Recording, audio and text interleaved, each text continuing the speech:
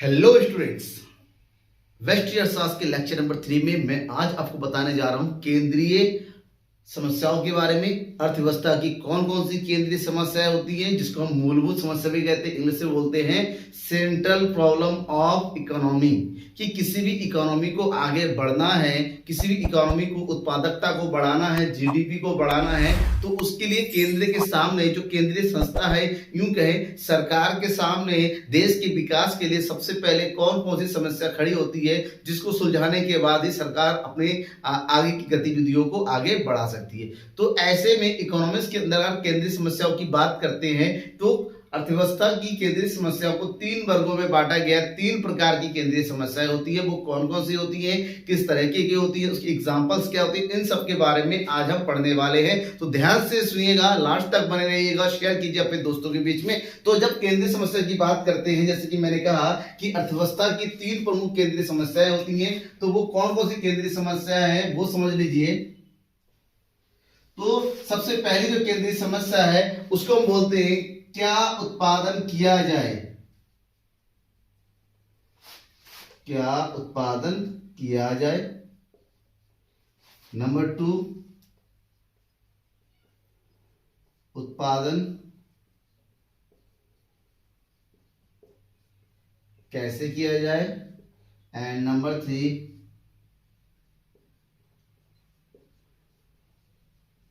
किसके लिए उत्पादन किया जाए। ठीक है ना। ये जो तीनों है उत्पादन के वितरण से संबंधित होता है। ठीक है ना। ऐसे में इन तीनों के बारे में जानना जरूरी है।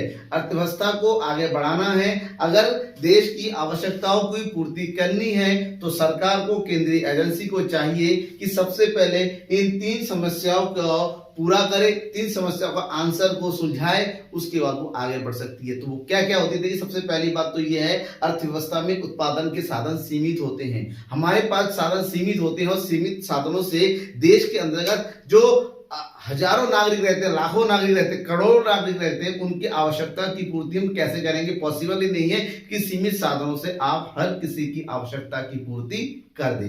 तो यहां पर जरूरत होती है कि जब सभी आवश्यकताओं की पूर्ति नहीं कर सकते तो लेकिन कुछ को तो कर सकते हैं, मैक्सिमम तो कर सकते हैं। तो मैक्सिमाइजेशन प्रोसेस तक पहुंचने के लिए सबसे पहले सरकार को, केंद्रीय एजेंसी को इन 3 समस्याओं को सुलझाना होता है। और चलिए इन तीनों को बारी बारी से समझते हैं। सबसे पहला है कि क्या उत्पादन किया जाए।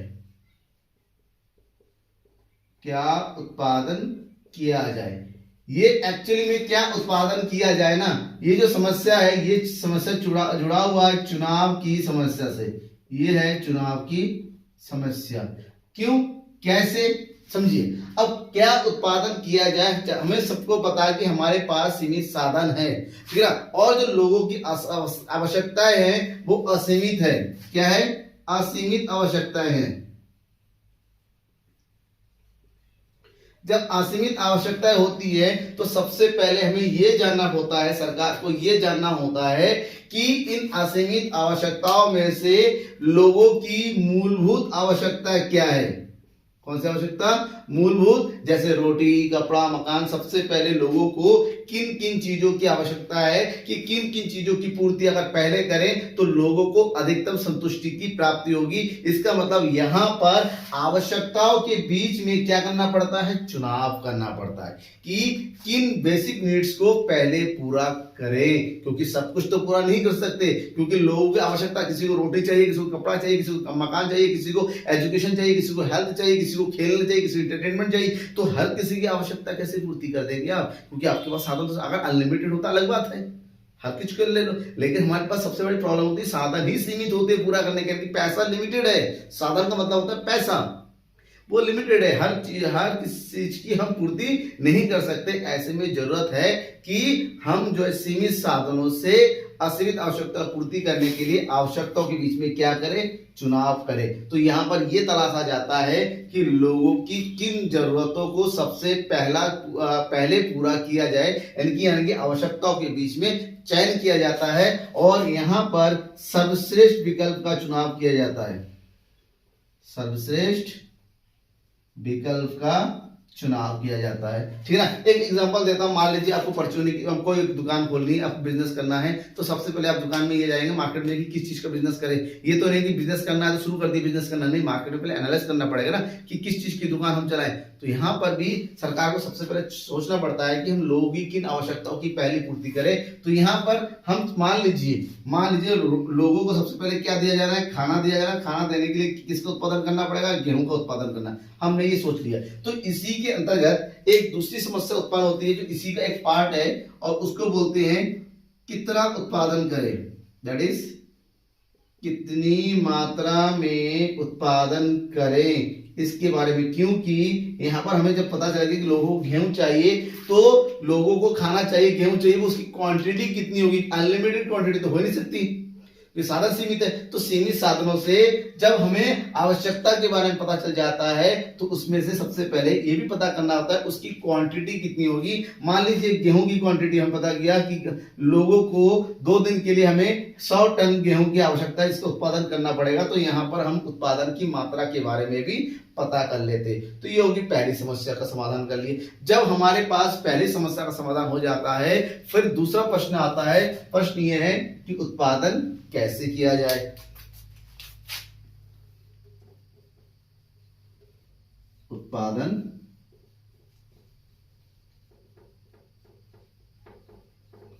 कैसे किया जाए, उत्पादन कैसे किया जाए। अगर वास्तव में इसके बारे में अगर सही तरीके से समझे तो ये जो उत्पादन कैसे किया जाए, that means how to produce, ये जो समस्या है ये किसकी समस्या है, ये समस्या है तकनीक की।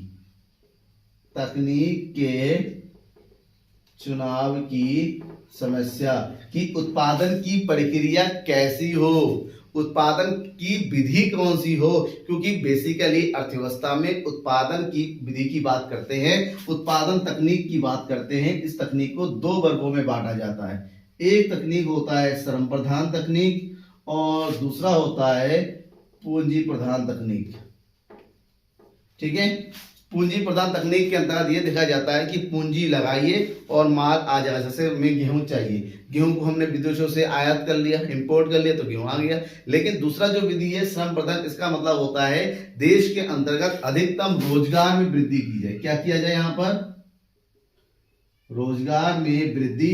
और यहां पर ध्यान दिया जाता है किसमें, उत्पादन में वृद्धि की, उत्पादन की मात्रा को ज्यादा से ज्यादा कैसे। यहां पर अगर रोजगार में वृद्धि बनाने के अधिक से अधिक लोगों को रोजगार तो मिलेगा, लेकिन हो सकता है कि उत्पादन की जो मात्रा है, उत्पादन की जो समय सीमा है उसमें बड़ा गैप आ जाए। लेकिन अगर पूंजी प्रधान तकनीक का प्रयोग करते हैं तो हो सकता है यहाँ पर रोजगार में कम वृद्धि हो, क्योंकि पूंजी है, मशीनें आएंगी, हम कहीं से परचेज कर लेंगे, पैसा लगाएंगे, तो ऐसे में रोजगार में कम वृद्धि होगी लेकिन उत्पादकता जरूर बढ़ेगी। तो लेकिन यहाँ पर देश में रोजगार को बढ़ाना भी अवश्य जरूरी है, उत्पादन की मात्रा भी बढ़ाना जरूरी है। तो जरूरत यह है कि या तो इन दोनों में से किसी एक को चुने या फिर इन दोनों के बीच में उत्पादन का एक सही अनुपात बनाए कि किस अनुपात में उत्पादन प्रक्रिया को पूर्ण किया जाए। तो सही विधि का चुनाव करना ही उत्पादन कैसे किया की समस्या। अब यहां पर हमने जो है ये किया कि जो 100 टन गेहूं चाहिए, उस 100 टन गेहूं में से हम जो है कुछ गेहूं का क्या करेंगे, आयात करेंगे। यानी कि हम जो है यहाँ पर 70 टन गेहूं का आयात करते हैं और 30 टन गेहूं का हम क्या करते हैं, यहाँ पर उत्पादन करते हैं, जिससे लोगों को रोजगार भी मिल जाए। तो इस तरीके से एक सही अनुपात बनाया जाता है। समझ में आ गया। अब जब उत्पादन की सब कुछ तय हो गया कि चलो ठीक है, हमारे पास 70 टन गेहूं आ गया और 30 टन उत्पादन होने के लिए हमने यहाँ पर गेहूं बो दिए, किसानों को काम मिल रहा है, वो काम चल रहा है। अब हमारे पास प्रॉपर मात्रा में गेहूं है, तो अब हमें क्या करना है, लोगों तक उसको पहुंचाना है।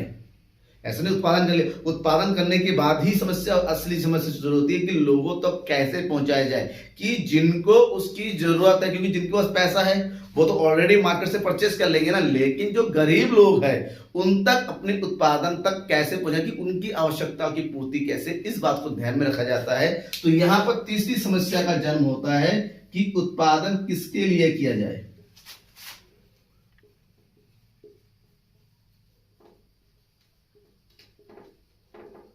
उत्पादन किसके लिए किया जाए, और उत्पादन किस लिए किया जाए, ये जो समस्या है ये है समान वितरण की समस्या।